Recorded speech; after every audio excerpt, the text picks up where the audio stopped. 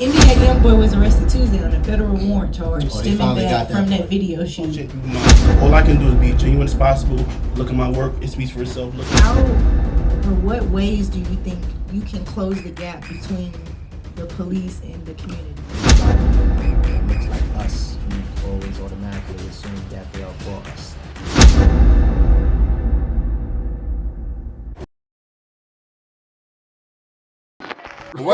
Wait a fucking way to let us know. By the way, y'all live. Right. Hey, by the way, y'all on air. Bet.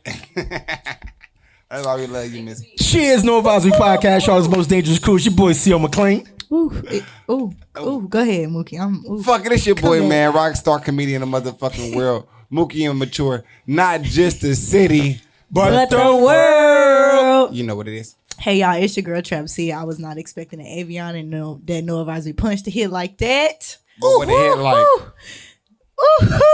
I was at a bar today, man. I walked in the bar. As soon as you walked in the bar, I smelled like booty. Like a porta potty. I'm like, and everybody smelled it too. They tried to deny it. The workers in the staff tried to deny it. Like, nah, I don't know what you're talking about.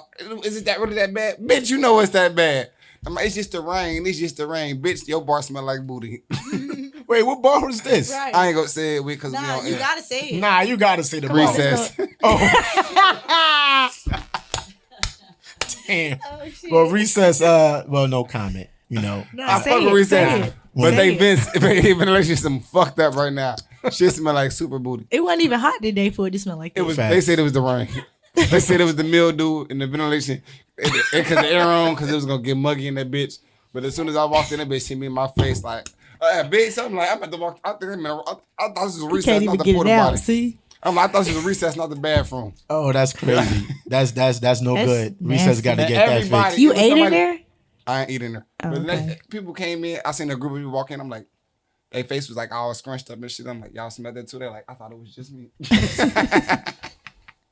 Yo, listen, man. Mookie done came in here lit. He already got a story. Right. He what he sipping on? Avion and NoAdvisory punch. That's what y'all sipping on. That's over there in the SID section. Whoa. Listen. Whoa. That's over there in the SID section. I have a shot of that. Yeah, she finished already, and she just had a shot. That's what you're trying to say? And then I added NoAdvisory punch. Oh yeah, she's done. By the time we get to this interview, she gonna be asking some ratchet questions. Nah, it's crazy because I had strict instructions to not get fucked up tonight. And the first thing I came to do was get fucked up. Like, that's kind of fucked up, right? That's fucked up. Did everybody get strict instructions? Because I ain't get that. They should have texted me that. Nah. But yo, we got a very special guest that's gonna be coming in here with us momentarily, man. My man, Mr. Kerry Shipman. I just want to make sure I get the name right because I fuck up names. I think he's running for city council out in Charlotte for District 2. So that's a good conversation we're gonna have with the black man today. We need it. We need that in these times. Healthy conversation. Healthy motherfucking. Healthy conversation. I gotta stop saying motherfucker all the time too. Before the end. Nah, that's what the liquor. I got some questions for Cuz. Oh God. So let's get into it, man. Before he come, birthdays. What we got? Birthdays today. We got Dreezy. Dreezy, who the fuck is that? The rapper, the girl rapper to go with Jacquees. Oh, it's too many of them. I don't know. All right, whatever. She's 27 today. Shout out to her. Happy birthday. Lady Gaga, she's 35. Lady Gaga, 35. Vince Vaughn, 51 today. Vince Vaughn. The comedy dude. He be in all the comedies. I gotta see him by face. I don't know. Okay, Vince whatever. Vaughn. He's 42? 42 is he? 51. Oh, 51? Damn. Yeah. And Derek Carr, 30. Y'all know who Derek Carr is, right? The quarterback? Yeah, quarterback. How old is he? 30. He's not even in the league, right? He's not in the league no more. Yeah, he is. Yeah. Oh, he played for the Raiders. Yeah. Oh, yeah, that's Derek Carr. Yeah, I'm bugging. I'm in sort of tune with I don't think he start, though. I think he just old. No, he do start. You sure? Yeah. You trying to kick me, right? I'll tackle the fuck out that nigga, man. At 30 years old, bitch, you gonna get sacked. He's right. Oh, my God. Let's go to hot topics. Mm-hmm. I don't even know. it's a lot of shit. NBA YoungBoy was arrested Tuesday on a federal warrant charge stemming back from that video shoot back last year. Summer Walker gave birth to her in London on the tracks. Baby girl, Princess Bubblegum. I don't know if that's her real name. That's just what they've been calling her. If she's Summer Walker, she should name her baby Winter Sprinter. Goodbye. What? Get the fuck. Fuck it. Wait, hold up. This nigga said. Hold up. I just caught it, right? Because I was like, what the fuck is he talking about? Then I was like, oh, some opposite. That was funny. It's the Avion.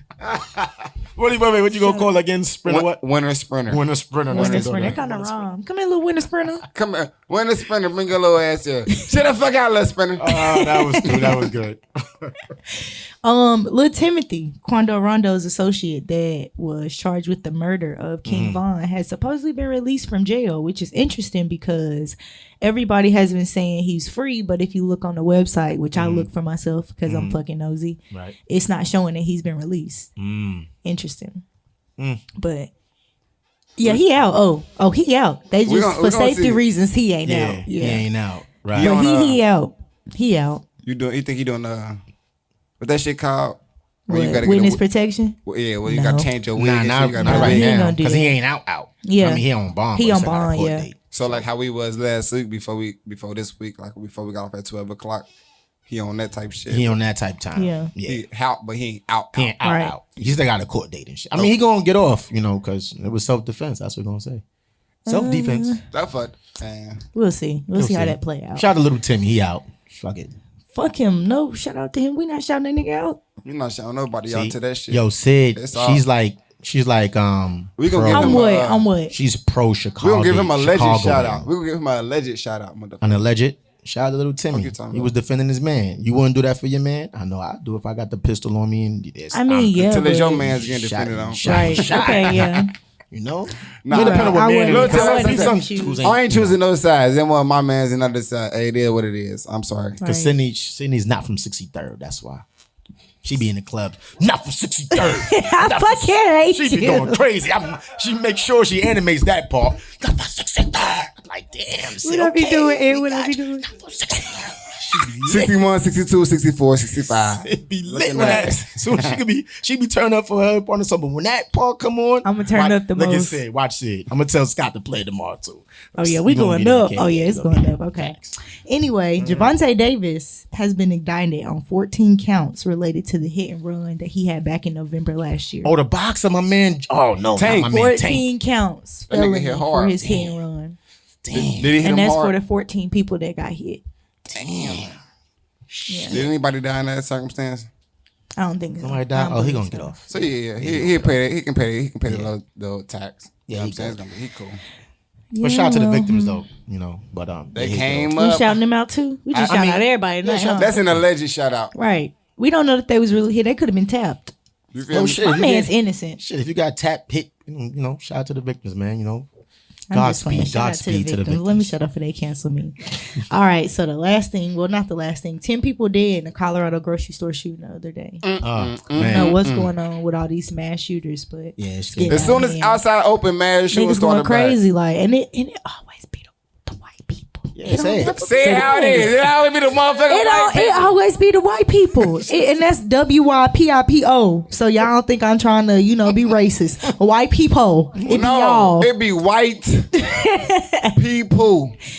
Y'all motherfuckers is shooting the fuck shit up, man. Why the fuck y'all killing motherfuckers for no reason? I know y'all redneck motherfuckers. Man, we all right. They be out here like, oh no, he's just having a bad day. What the fuck? And he just having a bad day. No, man, say how the fuck it is. These white people killing us for no fucking reason, man. Not all white people. Asians. I got some white friends. Shout out to my man Tim. Most of my good friends is white. Mm-hmm. But like I said. Damn, am I racist? Yeah, not money.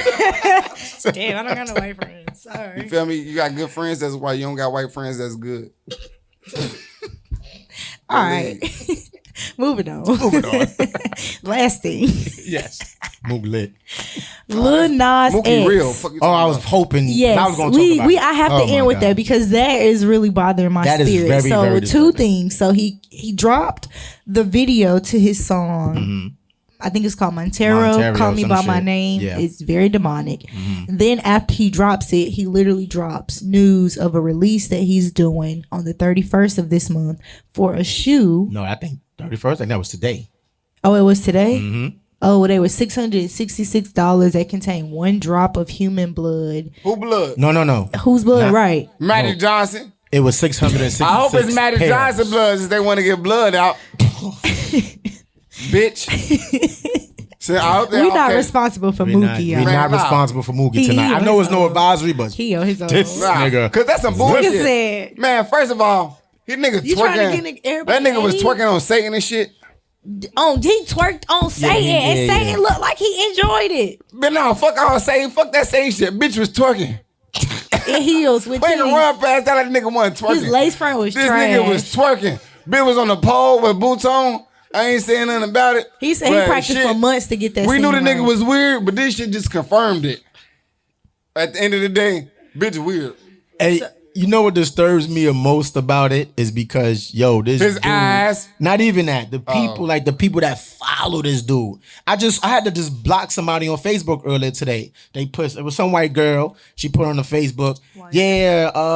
Shout out to Satan and all that shit. I was like, here we go. Here we go. That's what Lil Nas X did with all this fucking funny Satan XXX33 shit. Like he wilding. What the fuck is going on right now? I'm like, they got NoAdvisory punching the bottom of that shit. They think they slick. Right. Yeah. We ain't gonna tell them the punch. We ain't gonna tell them the secret. Shout out to Magic Johnson for his blood donation for them shoes. Yeah. Oh man, but that's real disturbing here. though. 666. They got 666 pairs. They value that $666 even. No, they. I hope they sell 0 pair. $666. So they changed the price to $666. Yeah, I was looking at it today. First person I see with them bitches on, I'm gonna punch them in their fucking forehead. All right. My thing is stab you with a why even invite that energy into your house? Like in my house, it's gonna be in public. Fuck you talking about? They ain't gonna. So what if scenario? What if you go to a spot, right, a club, and you know how everybody like to get no weapons formed against me shall prosper. The whole club got the 666s on. It's time for me. No weapon formed against me shall prosper. I'm coming on Fred helmet and I'm punching all them niggas in their fucking forehead. And that's the thing, a majority of them gonna be black too. In the name of Jesus, I'm gonna punch all them niggas in their forehead. Hold on, you saw the sneakers though? You saw the sneakers? Them bitches fire. They are. I was gonna say that though. That's what I'm mad about. Like they low key fire, but I just can't get. But I seen better black and red shoes though. Right, but them shits is low key fire, minus the blood shit. That's why I was like, hold up. If they wasn't so demonic, I'd be trying to cop. Yeah, no cap. Like them shits fire. And I had to clear some up because I don't have. Is they 95s? 97s. Think 97s. 97s, yeah. But because I was like, did Nike endorse that? You know what I'm saying? So they was like, Nike didn't endorse it. He buys the sneakers from Nike, then they do that whole little mashup thing, and that's how. That's why it's only a certain number of pair, like a limited pair. Right. Yeah. Right. But yeah, man. So that was those hot topics by my girl who? Trap Sid on the beat. Hey, yes. We got our very special guest in the building. We're gonna get him on momentarily. Yes. Yeah, so we ain't got my girl Chocolate Diamond here today. Nope. To do the blurred alert. To do the blurred alert. So we got Mookie. Fuck. Word of the day. It's time for the word of the day. Hey. It's time for the word of the day. Hey. It's time for the word of the day. Hey. It's time for the word of the day. Hey. Okay. So I got a word of the day, y'all. I'm gonna let y'all know what it is real soon. As soon as ad give it time. As soon as ad finish clearing off my screen. But I think it's something like finna. Finna. Cause it's like a new word. So I just gotta I gotta finna. It's something like finna. Okay. So I gotta not only entertain the people, but I gotta educate the people. Okay, let's see. On a new word of the day. This is a pleasure gained from entertaining one's current activities without worrying that other people are leading more fulfilled lives. What? Say that meaning again? One more time? Yeah. This is the pleasure gained from enjoying one's current activities without worrying about other people are leading more fulfilled lives. So pretty much you're not worried about people that's leading more better lives than you. Right. You just like. And what's the word? Also, another meaning is. Well, it has two meanings. Joy of missing out. Joy of missing out. And what's the word again? FOMO? What was joy of missing out. But what was the word? Joyma. Oh, you close. What was the word? Joyma? Joy of missing out. Yeah, I don't know what the fuck you're talking about. We lost. Like, yo. What? Jomo.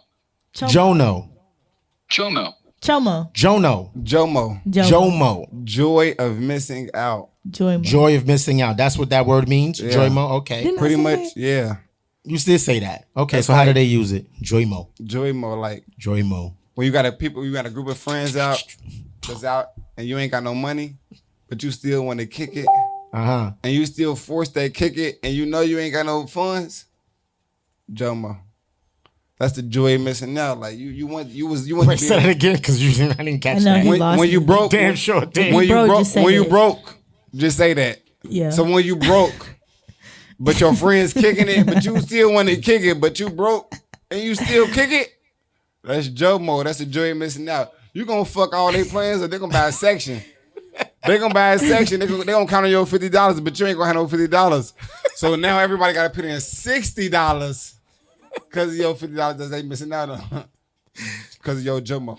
Jomo. Listen, I think that was the wackest word of the day you had so fucking far. Jomo. Damn. That shit was horrible. But I ain't even put it in the sentence yet. Okay, but okay, go ahead. Yeah. Go ahead. So motherfucker, when I was in jail, nigga was in line, he was in front of me. Motherfucker served that nigga. He was like, bitch, that's all the potato salad I get. Bitch, I need Jomo. Pontina always laughing.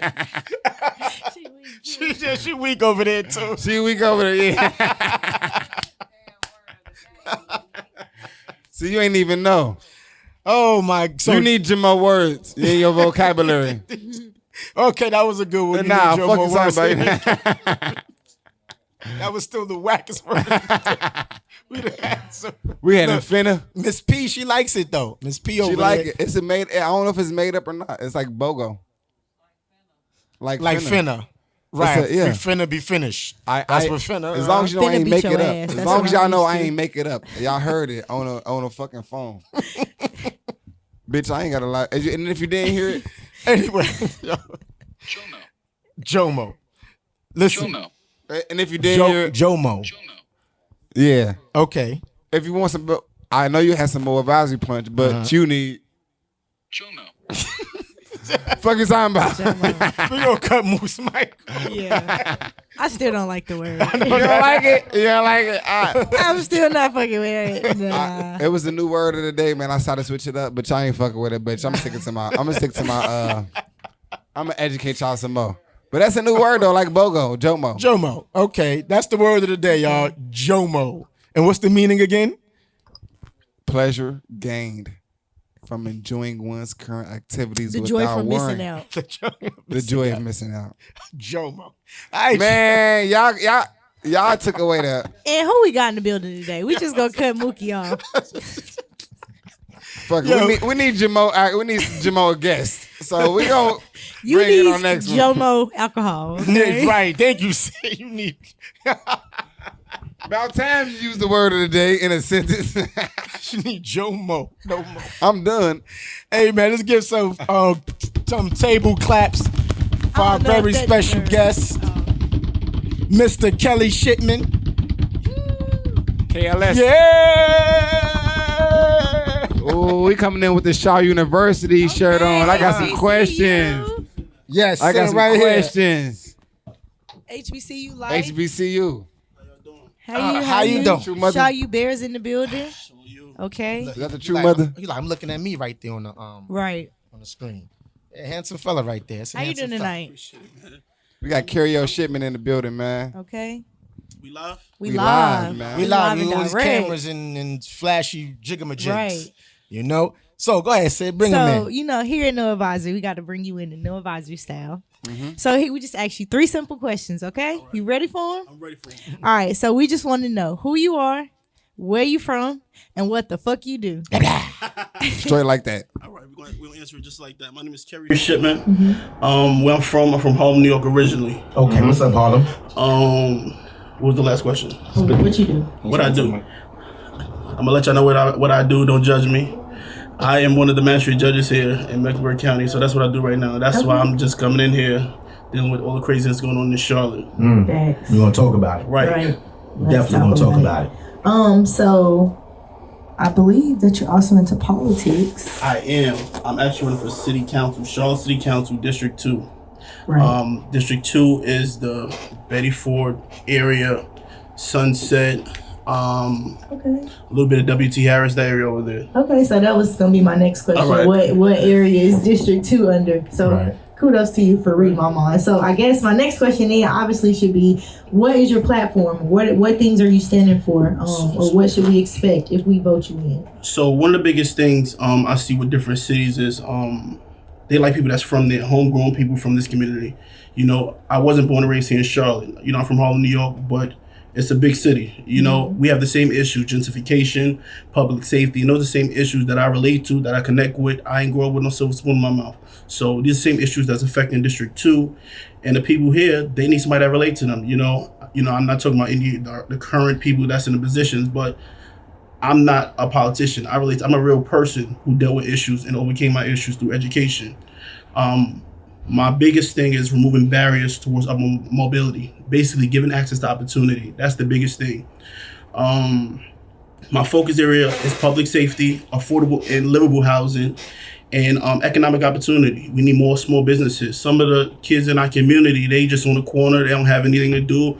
At my job every day, I'm seeing people that look just like me, my age. They regular looking like this. If they was outside, you know, learn how to start a business, somebody to tell them, put them on. Half of them never have GEDs. When I started out with the Shaw University, I started with a GED.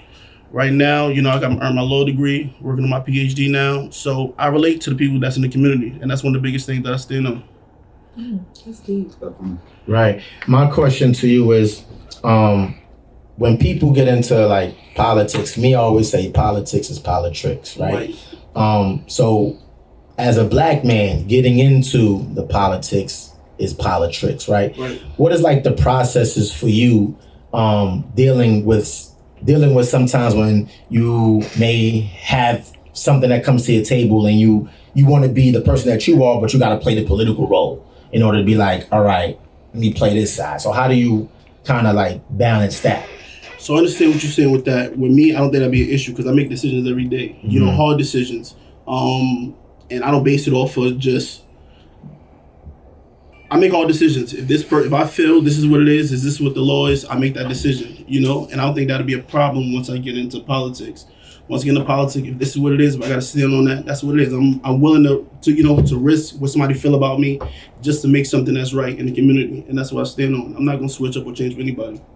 Gotcha. And like for another question I have, I know everybody obviously out here knows about the tent city and everything that went down there.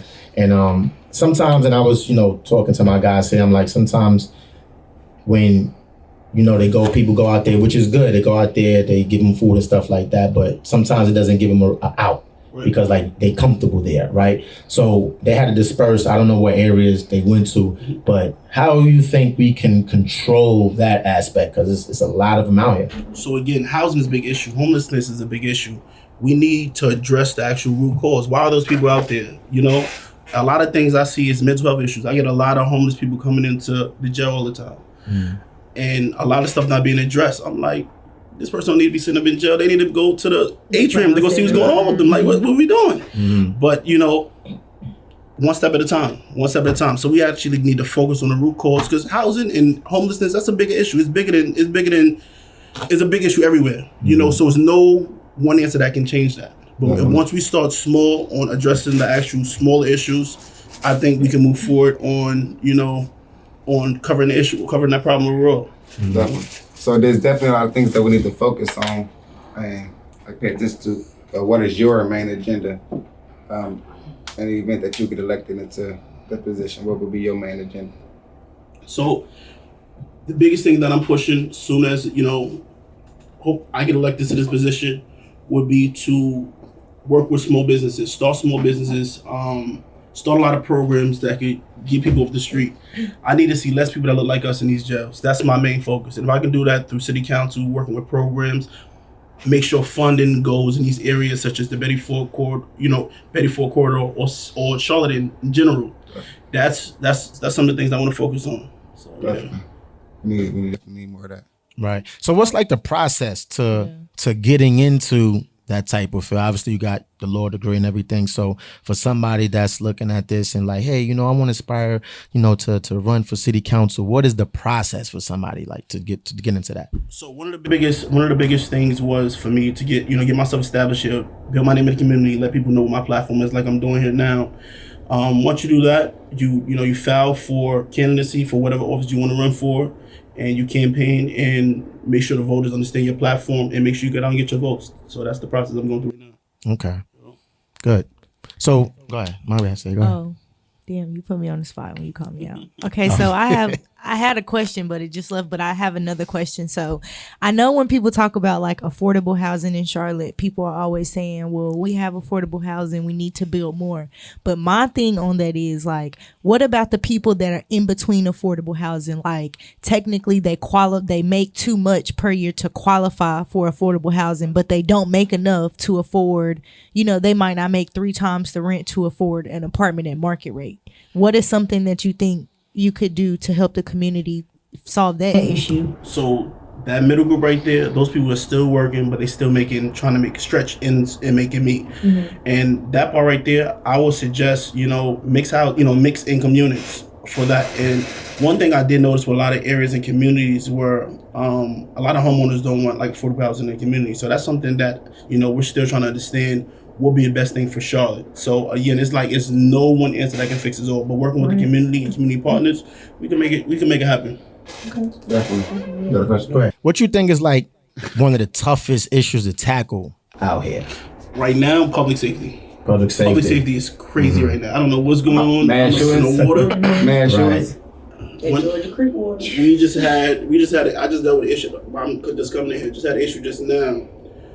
Issue. I don't know if I can even talk about the issue, but we just had an issue right now. It's crazy. Like somebody at a store with a gun just shooting in the store. It's just like whoa. But public safety is a big issue right now. People want to be safe. People want to be safe. People don't want to be harassed by the police. So it's a perfect balance of police and safety at the same time. You get what I'm saying? So that's the biggest thing that I think is going to Charlotte. And this is a 2-part question now because. A lot of times when people look at politicians or they feel like, they're lying to me, right? They be like, they're lying to me. So how can you convince people to be like, because you could say one thing, but people want to see actions. So how can you convince people like, I'm going to do what I say? So one thing is it's hard to change people's minds. All I can do is be genuine as possible. Look at my work. It speaks for itself. Look at the type of person I am. Look at the stuff I've done. And I think that will let people know that I'm genuinely a real person and I'm here to do the work that I say. And that's all I could do. So, sorry, y'all, but I just remembered my question. What's the first immediate thing or the first thing that you do that you can change immediately if you're elected? Or when you're elected, I should say. Working with law enforcement to try to help with some type of diversion programs for most of the people that's coming in these jails, especially these young kids, just try to identify some of these issues they're having. That's one of the things that I want to focus on most. Because when I just keep going back to just the people that's coming from me, it's crazy. It's just like, why? It's a lot. It's a lot of stuff to tackle, but like you said, one at a time. That's one of the things, just working on programs to help some of the people in that community. Let them see there's more opportunity here in Charlotte. Okay, so 2-part question then. First part, how or what ways do you think you can close the gap between the police and the community? Because right now, it is a big divide. People don't trust the police. Police are going in, afraid of people in a sense because they know that people don't really trust them. They don't know how people are going to react to them. What are some ways or things you can do to even get the conversation started to bridge that gap? So I know, law enforcement is working right now to try to bridge that gap. I know there's a lot of programs going on. One of the biggest programs that I saw that was helping, some was the police and barbers. I don't know if you're all familiar with that. Mm-hmm. That program really helped because, most of the conversations we have is in the barbershop. Mm-hmm. Everybody talk to their barber. Everybody, let the barber know what's going on in the community. And I think that's a start. So I think it goes back to programming and just having, authentic people working these positions. Mm-hmm. So that's what I think would be a start. Okay, and then second part, I don't really know. That's like 5 questions. All right, well, 3-part question. She's right. hop off, okay? Hop off.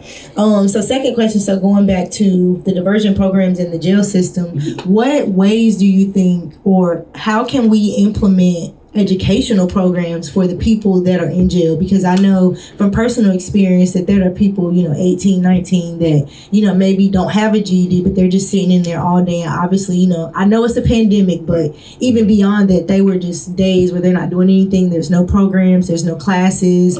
How can we get that conversation started to give them some extra resources in there? So I believe the sheriff's department have an educational component inside of the jail, like a GED program. But I think it may be suspended right now because of COVID. Mm-hmm. But outside of the jail, I work with a nonprofit now to help people get their GEDs. So we're in the process of trying to get everything off the ground, and that's my focus. That's something dear to my heart, and I feel education opened this door to opportunity, and it helped me. So that's why I am where I am right now. Okay. One thing I want to applaud you one time for coming in here with the Shaw University. Right. Appreciate that. My roommate is a graduate of Shaw University. I was talking about we started all these all these other HBCUs. Right. So we're the real mother. So you're the first HBCU in the South. That's right. So representation matters though. No matter what HBCU you went to. Right. Master P's son is Tennessee State. Tennessee State. So do you have any type of words for individuals do you want to speak on any words for HBCUs and funding or anything as far as that goes So I actually work here at the school. I do it all. I work here at the school at John C. Smith. So I advocate strongly I'm an adjunct there. I advocate strongly for HBCUs. My little brother, he just got accepted into North Carolina A&T. He's about to go in there as an engineer. Congrats to that word. So I really push, HBCU life to, my son, my little brother, and any other, people in my circle, especially when we help people with their GEDs. My first door is hey, look at this HBCU right here. Come on, walk in this door. And, let them see what the HBCU life is about. So, yeah. Definitely, man.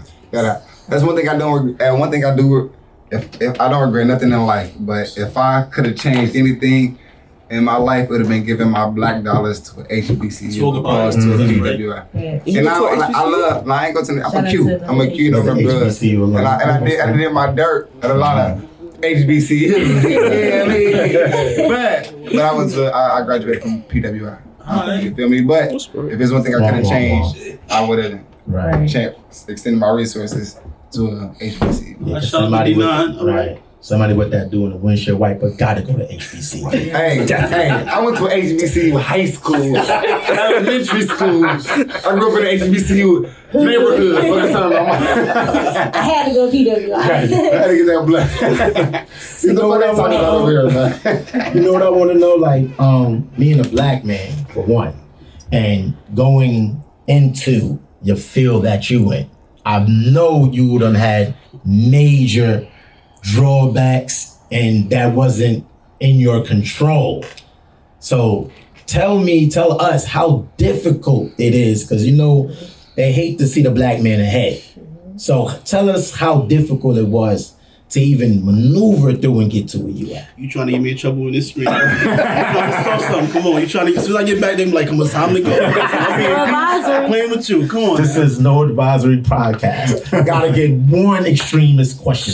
So I'll tell you. When I started here in Charlotte, I'm the youngest. I'm the youngest master here. Just going in, it was a lot. It was a lot. Just dealing with the police, and just standing on, like you said, standing on my own too, believe what I believe. If I feel something's not right, a warrant, whatever it is, no, this is what it is. I'm saying no, I'm not doing this. This is what it is. And coming from Harlem, I grew up in the Giuliani era. So you get pat down all the time. So you scared of police. Police pull up, I'm terrified. So when I first started the job, police come up, I'm over here jumping in my seat. And I'm I'm scared. No, excuse me, sir. So it took me a minute to even realize the position I was in. Your Honor, sir. I'm like, oh, you talking to me? I had to get that in my mind first to be able to calm down and be like, all right, this is my courtroom. This is how I'm running it.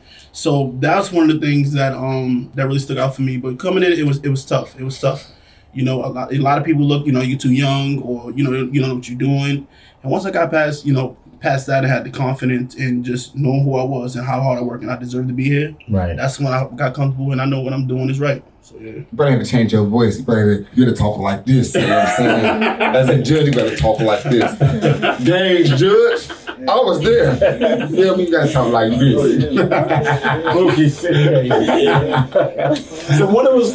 You got a question? Because sometimes you be going off the deep end too. But then I gotta calm down. So I did have a question. I'll be paying my bills as soon as they call me. I kind of forgot it. So all right. So I wanted to know about why you catch up to that question.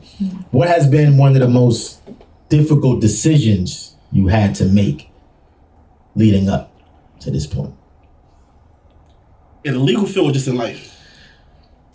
And you asked me that question. No. Both. All right. The toughest decisions I had to make was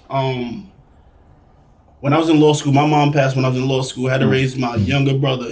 My little brother was at that time 13 years old. 13, she died like that. I was 25 years old. Had to take responsibility for my little brother and a son at the same time. So I'm just like, yo, how am I gonna figure this out? This a real one. And finish law school. So I'm like, should I finish law school? Should I try to just go outside and just, find a job, make it happen? And just studying it out, making it through law school, making it, raising my brother, taking custody of him. That was all big decisions I had to make, and I don't regret it. And it made me the person I am. And my little brother, he about to be an engineer in A&T. So it's just like, I feel like I did my job. I did what my mother asked me to do. And my son, shout out to you, bro. Appreciate that, man. That's dope, man. And my son, smart on his way, and now I'm leading him in the right path as well. So that's with the personal aspect.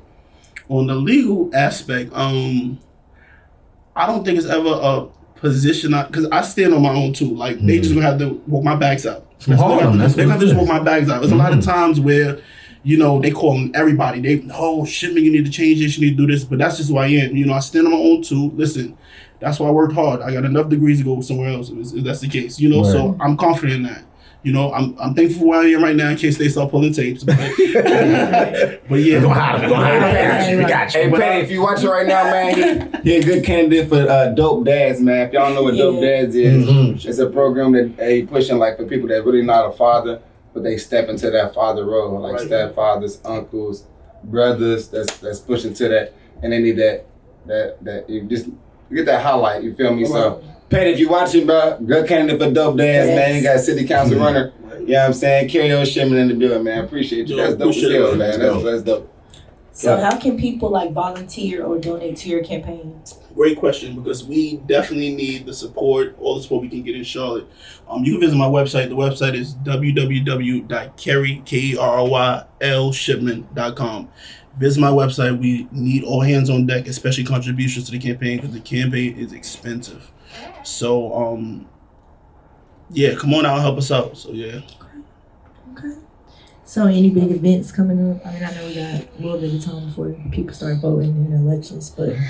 So, just look at our website and my Instagram page. Definitely add me on Instagram. At Kerrylshipman is my Instagram page, and we post everything on there. Shout out to Athena. She's making sure all our events is just on point. So she's planning some stuff right now. I don't want to, give it away too early, but she's making it happen definitely. So. Black girl magic. I got another question. I was thinking about, and it just came to my head. So I know you explained a little what District 2 covers, right?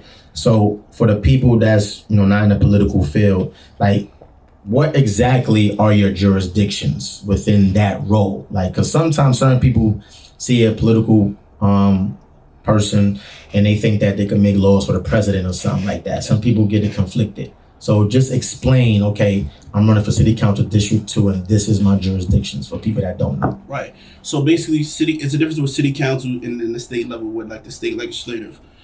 City Council handle the stuff here in Charlotte. They handle with the city ordinance. They handle, the budgeting, make decisions with the budgeting and the policy.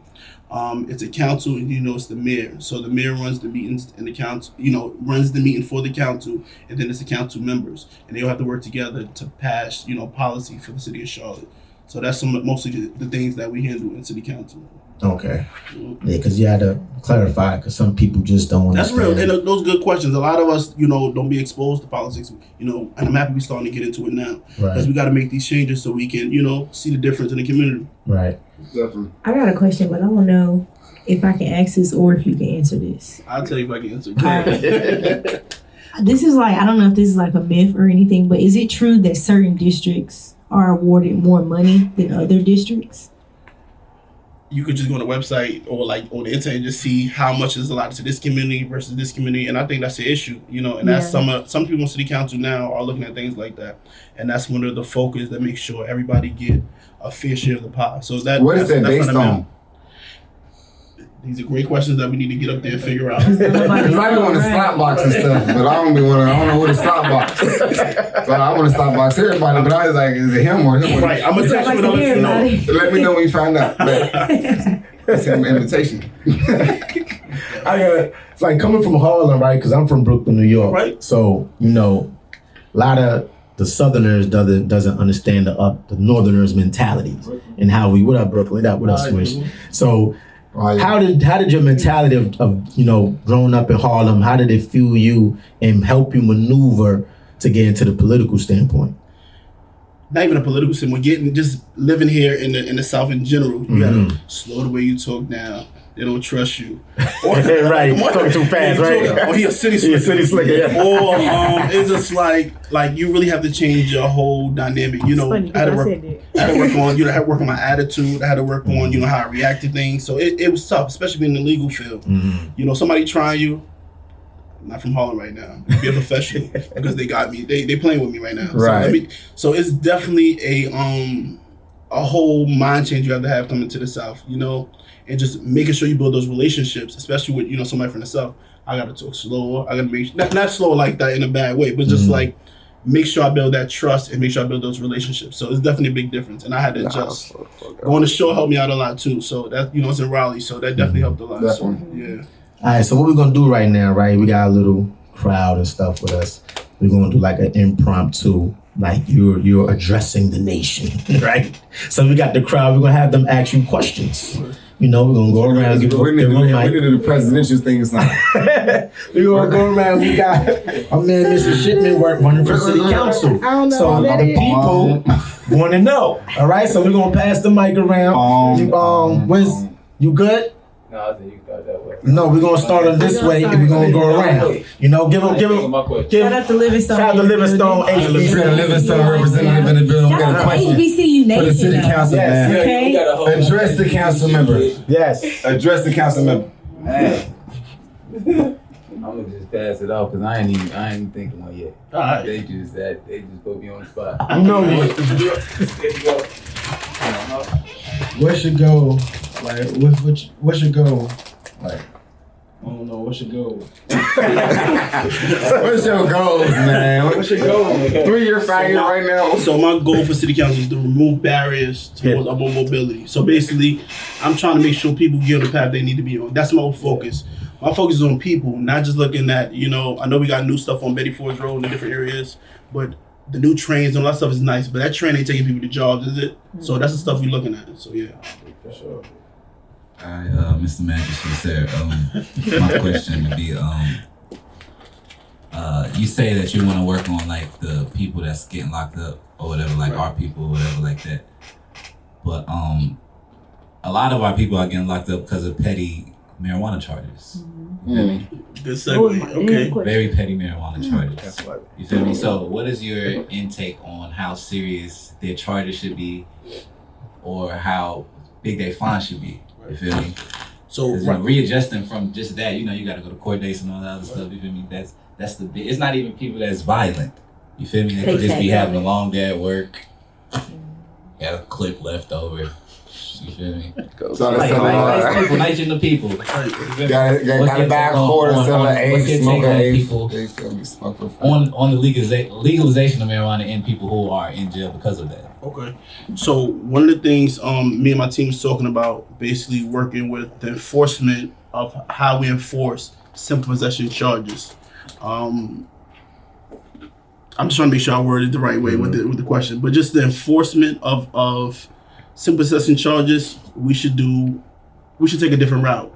So working with law enforcement on how they enforce that particular law, I think that's something that, a conversation should be had about.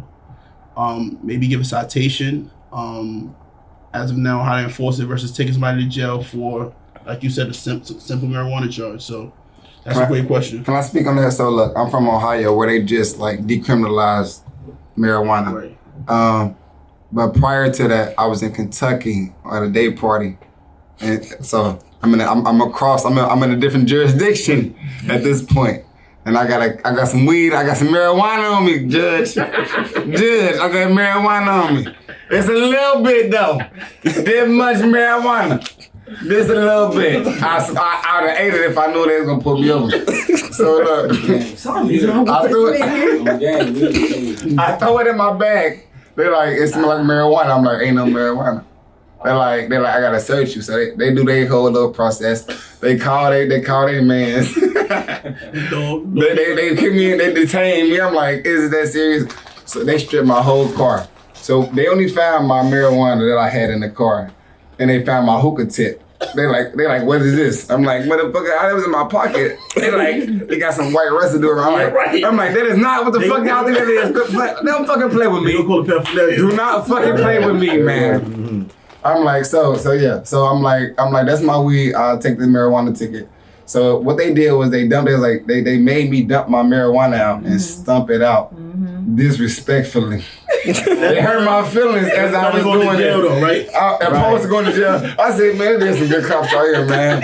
You feel me? But I remember where the fuck it was at. I drove back there and I used two credit cards. I tried to scoop that shit the fuck up as much as I could get. That was some good weed, man. You need to go to the class. We turn your ass in tomorrow. See your 72, get right. But I do have a question about that because I've had different conversations with some cops that, I feel comfortable talking to. And their stances are significantly different on the weed charge in Charlotte. So from some, I've heard that in Charlotte it's decriminalized up to like a half an ounce, right? Yeah, that's the charge. Possession up to half an ounce. Right. So I've heard, like I said, from some cops that it's decriminalized. But some cops, one specific cop, because we had a good 2-hour conversation about this, told me that in Charlotte, nobody really cares about weed anymore. And he was like, honestly, if you have weed, like, they'll just let you go, right? So we had a whole conversation about this because I'm like, it's no way that I just believe this. I have to ask more people. But he's like, yeah, we found, I don't know if I can tell this, but I don't give a fuck. He was like, we found a trailer of weed and they just gave him a ticket and let him go. So I'm like, oh, okay, interesting. So I go ask another cop. I asked him like his stance on it. And he's like, no, I'm gonna lock you up. So I'm like, okay, good to know. So like, how do you come at the issues of just different ideologies with the police officers in different districts and with how they prosecute the charges? Because it's the same charge, but some officers like for example, like some officers might say, oh, this hookah tip is paraphernalia, while others might say it's not, How do you come at that? Because, to keep it fair. That sounds like, so first of all, it's a policy thing. Mm-hmm. That's one. And it sounds like two different officers that handle that. So the first part is with the police. The police have the decision right then and there to either arrest that person or not. Mm-hmm. And then if the person is arrested, the second part will be with the district attorney if they just choose to prosecute. Right now, the possession of marijuana is a crime. Okay. Based on the law. Based on the law. Right, let's stamp that. Up to half an ounce. So that is a crime in North Carolina. So you have a quarter? We're not doing this right now. No. What about this much weed? What if I got this much weed? Listen, but the charge is up to a half an ounce. That's the charge in North Carolina. Up to a half an ounce. Yeah. So that's the charge in North Carolina. Back to the question. I love learning the law. Back to the question. It's going back to enforcement. So working with, law enforcement to see how they're going to enforce, if they can tone down how they enforce marijuana simple possession charges. Mm-hmm. That's the conversation that needs to be had. It's also, if you look at the numbers, you see the population that it's affecting. Mm-hmm. So that's the conversation that needs to be had. And once it's a policy, it'll be uniform across the, department and, we got to just work with our criminal justice system to make it better in this community. Right. Okay, so in Baltimore, I just saw this. They recently just decriminalized drug charges and prostitution charges, and also I think like alcohol charges, and they're turning it into mental health issues. Do you think that's a route that Charlotte would maybe ever take? I mean, because for Baltimore to take it, that's so opposed to DUIs, they getting mental health charges. It's like they're going to like a rehab. They going to motherfucking money. No, mental health is jail too. I don't know what y'all thought. Institution is an institution. I mean, first of all, first and foremost, no matter what institution you go in, you in a motherfucking institution. So you're gonna be the my immigrants that's on the border. They in motherfucking jail too. People that's in the crazy house, that's jail too. We just gotta fix our institutions from the root to the tutor. But I ain't gonna speak too much on that though. But if you got a question for him, cause I just took his question. Okay, politician. What district you running for? 34? I'm running for that one. But back to what we were asking. It's again, everything's going back to smaller issues that need to be addressed. If we start focusing on the smaller issues and actually helping people and fixing the problems that they got, I think that'll help with the overall problem. Going back to housing, going back to crime, going back to economic development. Let's start small. Let's focus on the person rather than this is good for this community. No, what's up with this person right here? What he need? What we need to do to help him to get him right? You know, and it may take 2, 3, 4 people at a time, but we get everybody on the same page and help them out. Let's do that. So yeah. Y'all had a question? Y'all holding the mic. Oh man, I didn't want to be rude. No, let's see. Are you going back to HBCUs and teaching these, you know what I'm saying, having speeches or whatnot in the criminal justice field, you know what I'm saying, kind of knowledging them up on game or whatnot, because you got some people who, you know what I'm saying, they just there to teach real fast, get a bag, you know what I mean, but you still got some kids that's really interested, you feel me, in the smaller schools or whatever, because it's like I deal with HBCUs on a couple different levels, so. That was a question? Right. I was trying to help make one out of it though. I was asking going back, dropping the knowledge on the criminal justice system in HBCUs and really having that impact on the kids there, because you got teachers who they're not really, you know what I'm saying, you got to get a bag, but you might have somebody like him at Shaw or at a Livingstone who really criminal justice, like how can I get to be him? Well, I was just talking to y'all. So, I got you. I ain't got no mic etiquette. Give me the get mic.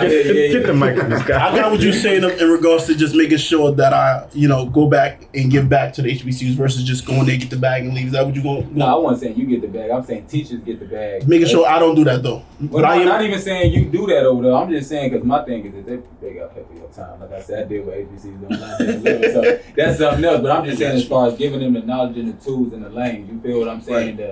I guess come up behind you or whatever, you know what I mean? Or is that something that you might do? You might go around and start speaking to these college kids who then can vote, maybe, you know what I'm saying, for some of these problems. Because for me being from Chicago, I end up staying here in Charlotte. Right. So then it's good to know somebody like you. You feel what I'm saying? If you would have came to the school, I would have met you. But outside of that, at this instant, you feel me? It's like, I want to know who you was. So it's important to me. It's definitely important to me to go back because, like I said, education was the route to give me opportunity to even do some of the things I'm doing now. So it's important for me to leave the door open. A lot of people, well, not a lot of people, but sometimes people forget to leave that door open. So somebody gave me a chance, somebody opened that door when I was in school, they put me to a law firm, gave me my first internship. I need to be doing the same thing. I need to start taking some of these students down to my office. Hey, this is what we do. You interested in this field? Let me show you how this works. Even letting them know up on these laws. Some of the laws, listen, you don't need to be doing this. Don't have this together. Don't have this with you in your pocket. Don't be around this certain situation. And just put them on game, like you said, just so they can know, how to move forward and be strategic on how they live in Charlotte. Especially in the Triangle, man. You in the Triangle at Shaw University. You got so many schools around you. We had a good time. So many schools around you, and so many people that can. I don't know what schools is like diverse. And I know A&T is a engineering like your brother, but I don't know what schools are like diverse in that type of field. But we party with Central. They pre-dawn, good time. So yeah, y'all got so many schools in that Triangle. I'm sure that they can use people like you and leaders like you to just go back out and reach out to them, man. Especially at 18 and up. Because I know my first time I voted for Obama, I was a freshman in college. So people, when they, if you can go out there and just inspire those individuals, man, especially coming from an HBCU, just like minded, the same principles, the same background.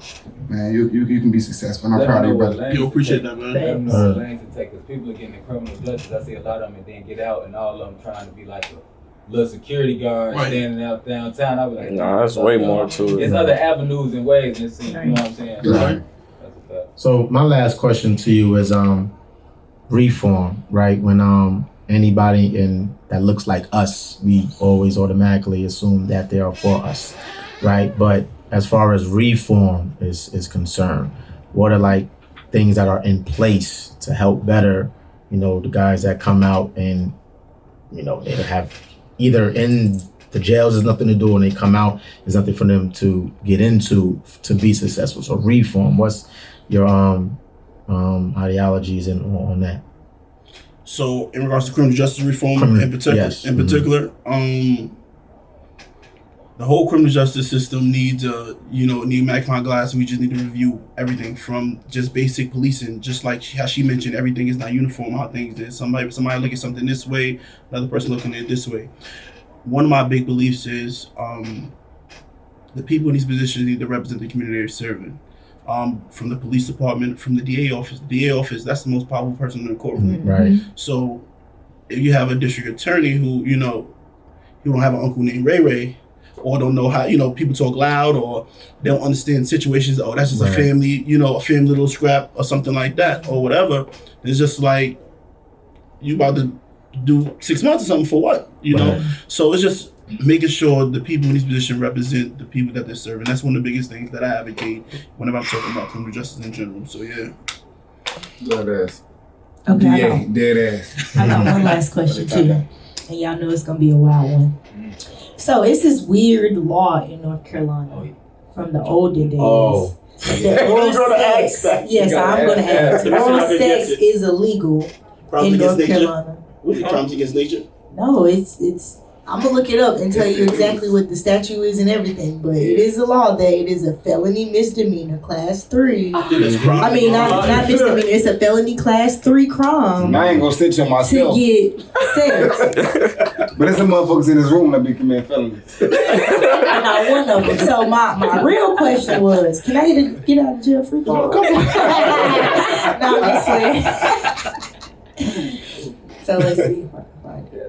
Yeah, that was wild. Cause it was wild every time. Oh yeah, it is crimes against nature.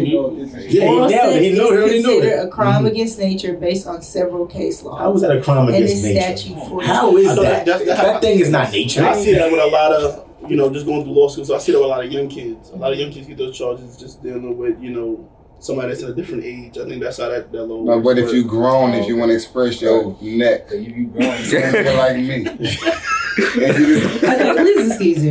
He's on the NoAdvisory. My bad, ladies. You're not responsible for no stumbling, mumbling, fumbling. Okay.